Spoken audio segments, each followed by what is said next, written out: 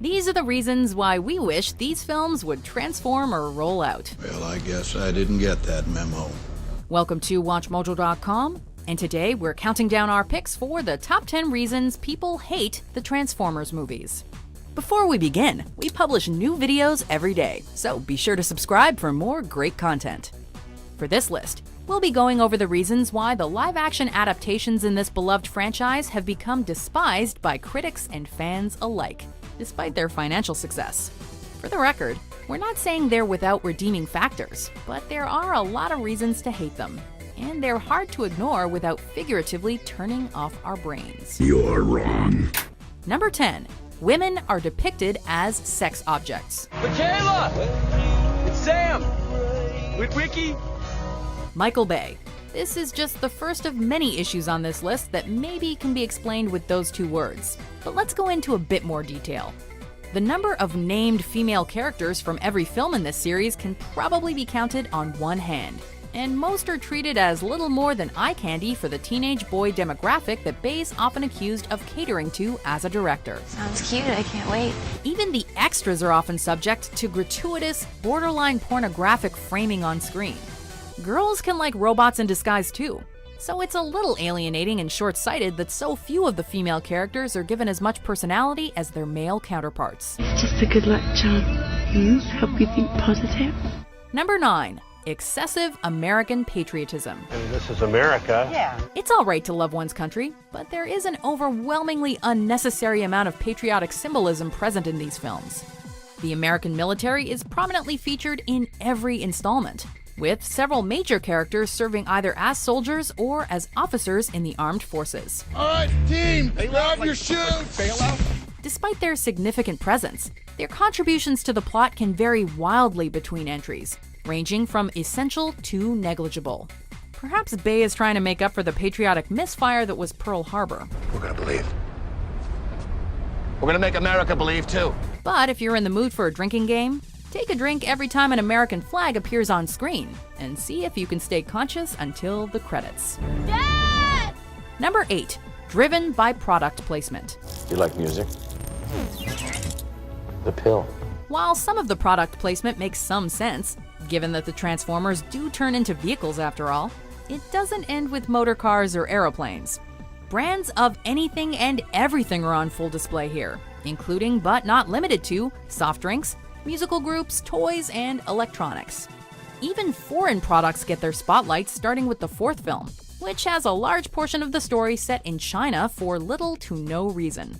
Sure, the original cartoons were literally made to sell toys, but the movies didn't have to try to sell us everything else too.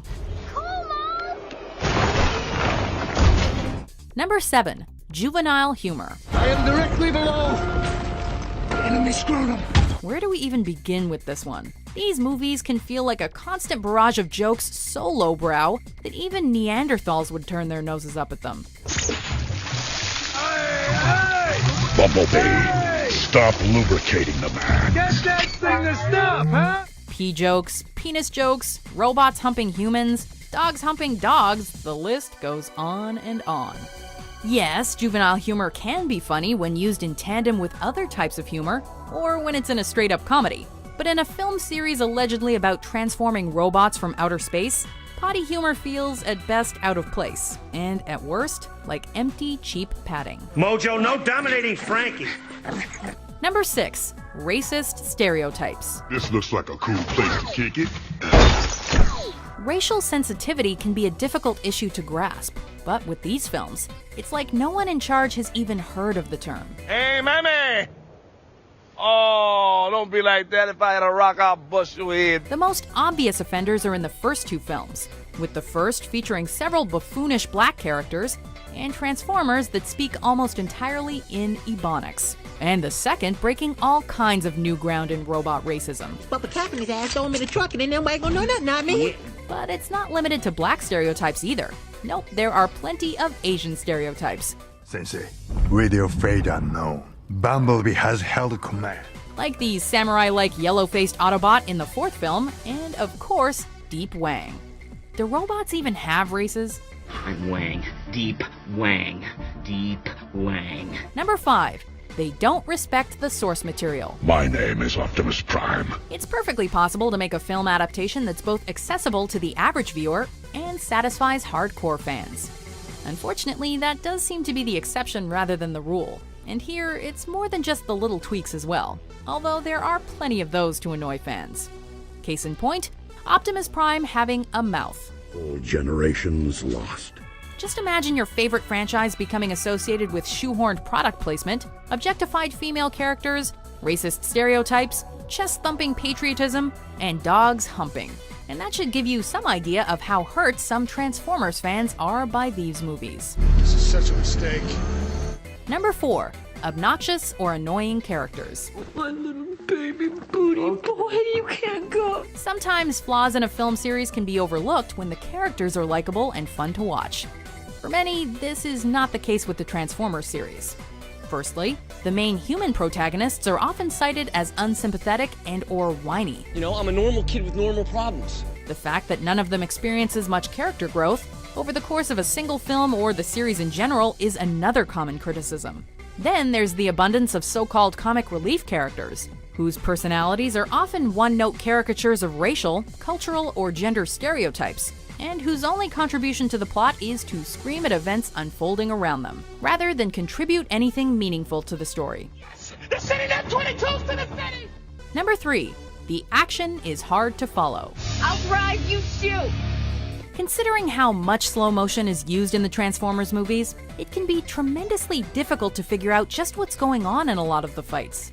Part of it is the designs of the Transformers themselves, which can be difficult to tell apart even when they're standing still, let alone when they're slamming into one another. Another major factor is how the action, particularly the fight scenes between Transformers, is filmed. It usually involves a lot of shaky cam and extreme close-ups. While this does give the audience members a sense of immediacy with the fights, it can also cause confusion, or worse, motion sickness.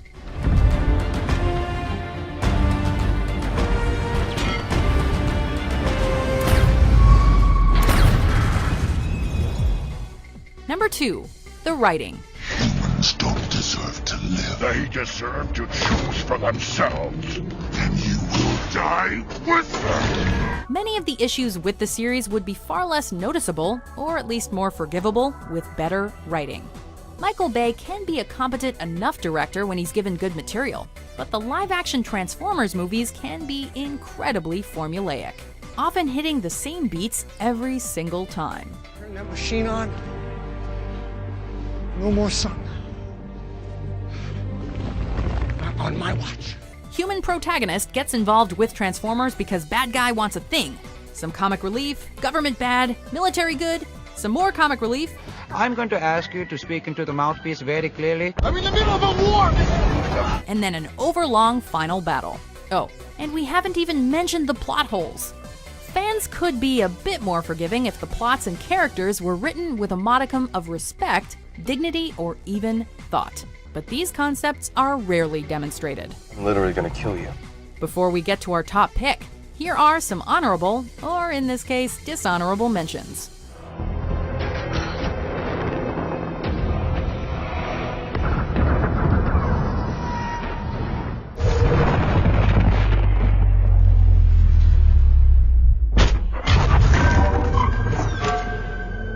We have been watching you for a long, long time. Number 1. They focus on the humans too much. Where is the cube? The humans have taken it. As a narrative device, focusing on the humans to introduce audiences to the idea of the Transformers actually works well, the first time. But turning them into Godzilla-like movie monsters doesn't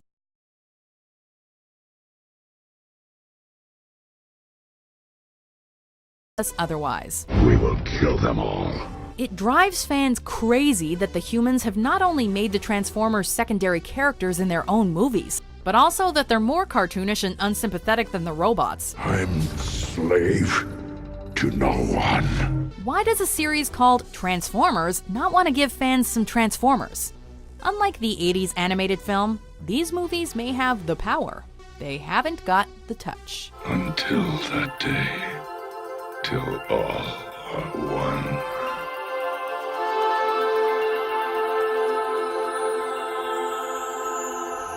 Do you agree with our picks? Check out these other great clips from Watch Mojo and subscribe for new videos every day.